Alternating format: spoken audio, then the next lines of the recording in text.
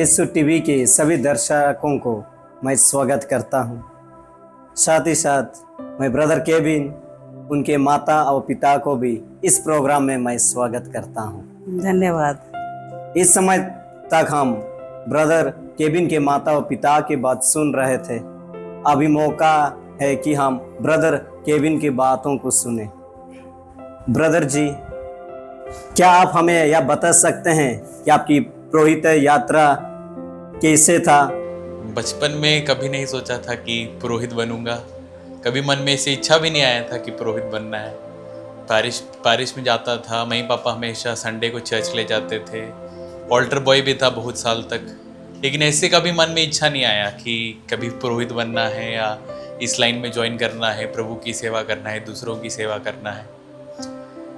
असल में मेरा बुलाहट भी किसी महान संत जैसे नहीं था, जहाँ संत को प्रभु ने दर्शन दिया और कहा कि आप मेरे लिए काम करो, जैसे संत फौस्तीना या संत लिटिल फ्लावर। ऐसा कुछ मेरा बड़ा बुलाहट नहीं था।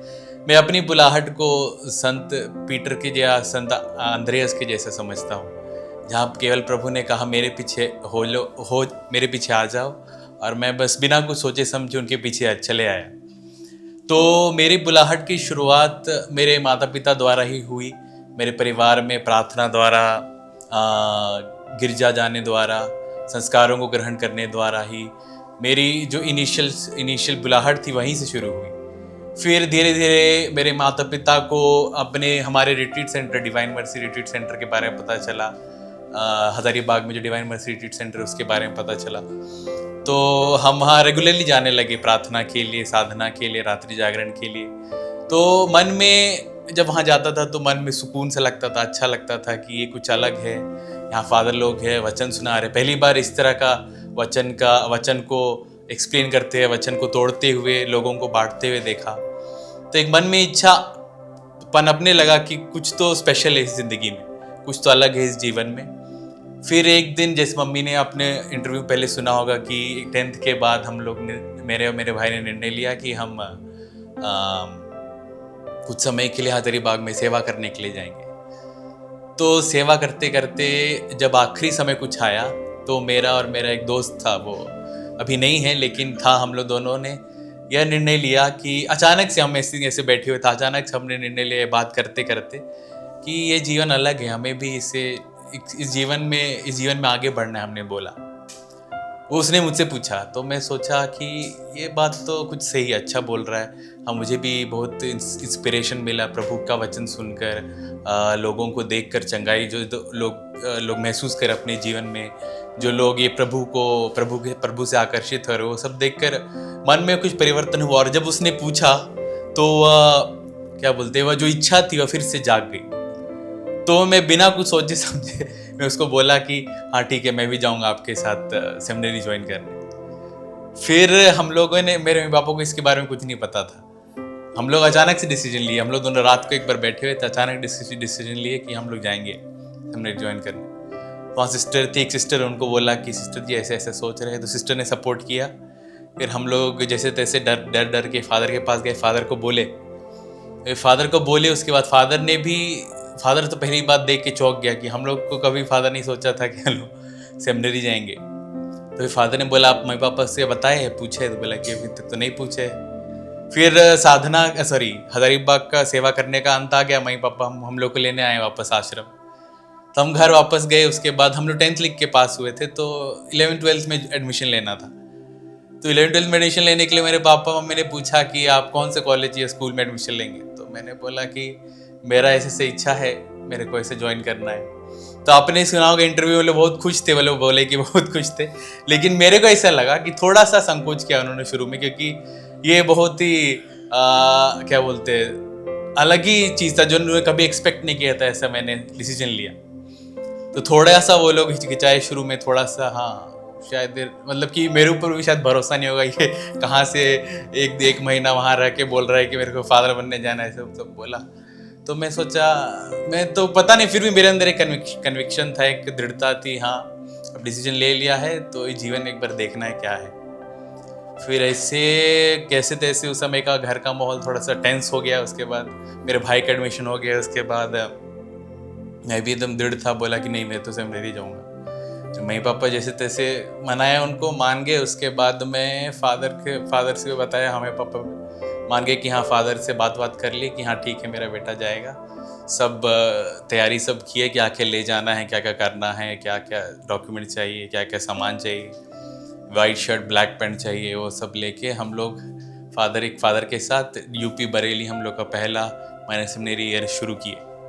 तो इसी तरह मेरा बुलाहट, जैसे मैंने कहा कि कुछ बड़े संतों जैसा प्रभु ने स्वयं दर्शन देकर तो नहीं बुलाया, लेकिन संत पेतरुस का बुलाहट जैसा शायद मेरा बुलाहट हो सकता है, जहाँ प्रभु ने केवल बोला तुम मेरा पीछे चले आओ, तो मैंने बिना कुछ सोचे समझे प्रभु के पीछे चले आए। तो यही मेरी छोटी सी बुलाहट की कहानी है। और हाँ, जैसे मैंने कहा, मेरे माता पिता का प्रार्थनामय जीवन, फिर अपने हजारीबाग रिट्रीट सेंटर से जुड़े उसका वो सब चीज़ भी मेरे बुलाहट में बहुत ही बड़ा योगदान था उसका। आपके माता पिता और आपके परिवार ने आपके विश्वास और बुलाहट जीवन को अपनाने में कैसे प्रभाव डाला है? मेरे परिवार ने मेरे विश्वास का जड़ है उसको मजबूत किया। जैसे मैंने पिछले बार अभी जस्ट कहा कि बचपन से ही विशेषकर मेरी माता बहुत ही स्ट्रिक्ट थी कि आपको प्रार्थना करना है, रोज़री करना है, मिस्सा के लिए जाना है। अगर हम नहीं करें तो मम्मी खुद जाके अकेले प्रार्थना करती थी। फिर यही सब देख के बचपन से ही, मतलब एक रिलीजियस एनवायरनमेंट, एक विश्वास का वातावरण था जहाँ पे क्या बोलते, मम्मी पापा लोग ने बहुत मदद किया विश्वास से बढ़ने के लिए। एक ख्रिस्त शिक्षा दी कि हाँ इस प्रकार एक ख्रिस्त को जीना चाहिए, सही क्या है गलत क्या है, प्रभु क्या कहते हैं, संतों के बारे में, बाइबल पढ़ने के लिए प्रोत्साहन देते थे, रोज़री करने के लिए प्रोत्साहन देते थे। फिर जैसे क्रिश्चियन वैल्यूज़ है, जैसे कि अगले दूसरे बच्चे लोग कुछ गलत करते हैं तो हम लोगों को सिखाया गया कि ये गलत है ये सही है, तो वो दूसरे बच्चे करते लेकिन हमें ऐसा नहीं करना है। तो ये क्रिश्चियन वैल्यूज़ मेरे माता पिता ने बचपन से हमें सिखाए। तो जो फाउंडेशन था वो कुछ अच्छी तरह से हो गया था, मतलब हमारे जीवन में अच्छा फाउंडेशन मम्मी पापा ने डाल दिया था और अच्छा पालन पोषण भी किया है कि हमें बचपन में ज़्यादा तकलीफ उठानी नहीं पड़ी, जिससे हमें इस बुलाहट जीवन में बढ़ने में आसानी हुई, मतलब कि फेथ एक्सपीरियंस करने में बहुत आसानी हुई। और जैसे फिर मैंने कहा कि मेरे नाना नानी, विशेषकर मेरे नाना नानी दादा दादी लोग बहुत ही धार्मिक व्यक्ति, बोल सकते हो धार्मिक व्यक्ति जैसे लोग हैं।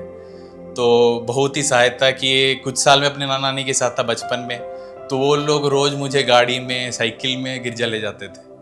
तो वो एक विश्वास की नींव है जो प्रभु ने स्वयं लगाया, और वही बीज जब बड़ा हो गया तो वही बीज अब बड़ा पेड़ बनने वाला है कुछ सालों बाद, कुछ महीनों बाद। तो वही एक अच्छा लगता है सुन के कि परिवार में अगर सही शिक्षा मिले, सही मार्गदर्शन मिले, तो एक बालक या एक बच्चा प्रभु की सेवा के लिए दुनिया की, शायद पुरोहित के द्वारा भी नहीं, लेकिन कहीं दूरी बाहर जाके कोई भी फील्ड में हो, लोगों की सेवा कर सकता है। तो परिवार का एक बहुत ही बड़ा महत्व रहा मेरे जीवन में। और विशेष रूप से मैं आजकल के माता पिताओं को भी कहना चाहूँगा कि अगर जब अपने बच्चों को फॉर्मेशन देते हो तो स्पिरिचुअल फॉर्मेशन बहुत ज़रूरी है, क्योंकि आज की दुनिया में लोग केवल इंटेलेक्चुअल फॉर्मेशन या मानसिक फॉर्मेशन देने का सोचते हैं कि हाँ मेरा बेटा इस सब्जेक्ट में अच्छा मार्क्स लाए, ये कॉलेज में एडमिशन ले,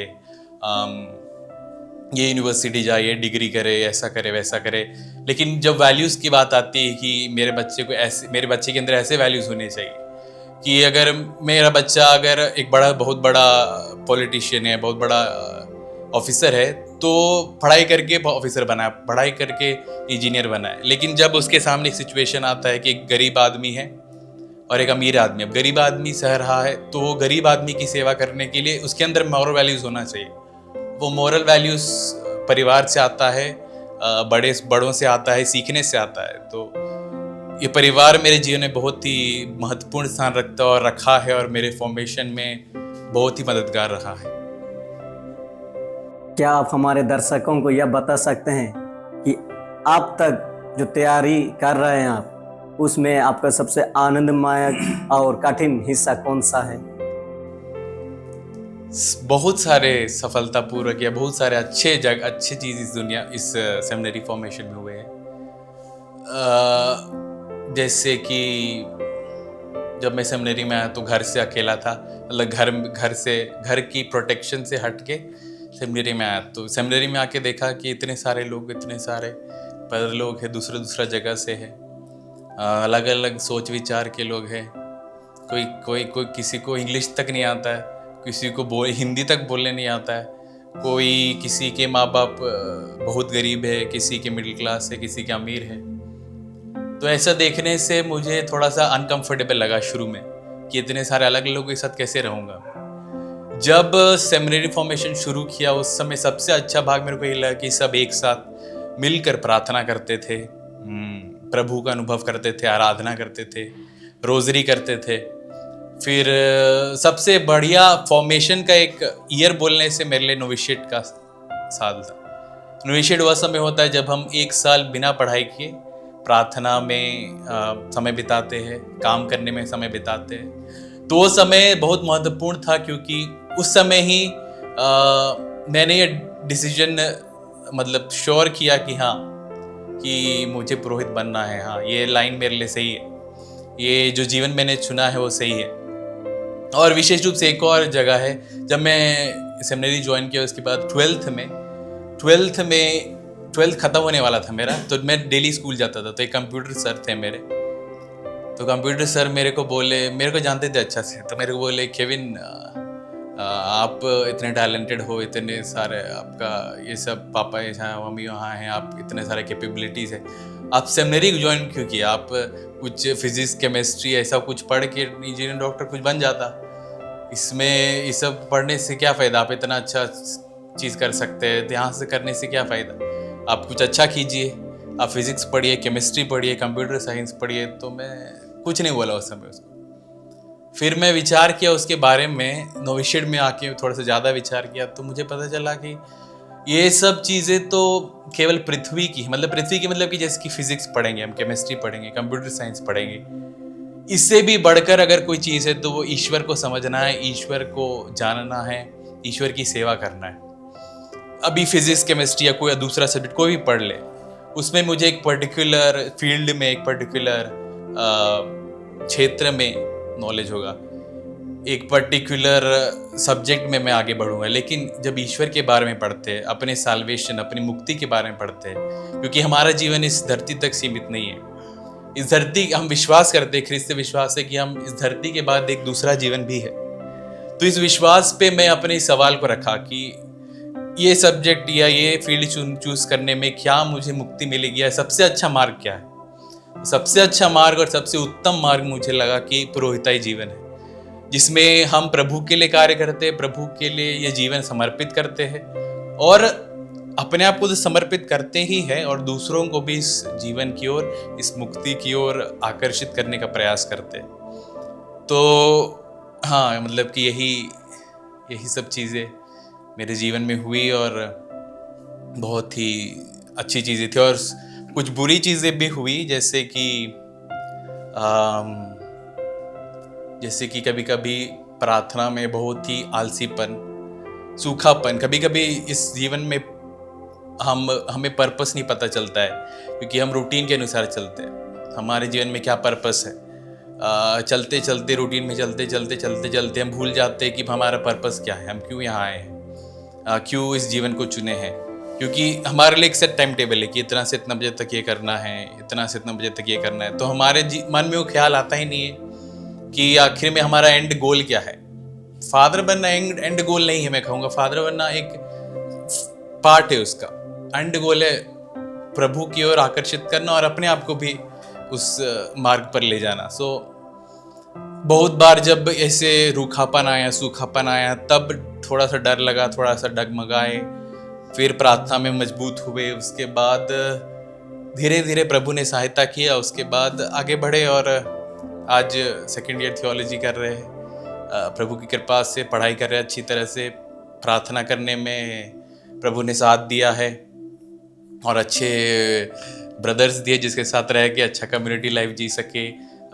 इस पुरोहिताई जीवन के बारे में अच्छे फादर दिए, अच्छे पुरोहित दिए हैं, जिससे उदाहरण दे के हम समझ सके कि ये विंसेंशियन वे ऑफ लाइफ क्या है, ये विंसेंशियन पुरोहित कैसे जीता है। केवल एक डाइसेशन पुरोहित की तरह नहीं, बल्कि एक विंसेंशियन पुरोहित, विंसेंट डी पॉल का एक हम लोग के जो फाउंडर नहीं, हम लोग के जो पेट्रन है, उसके अनुसार कैसे जीवन जीना है।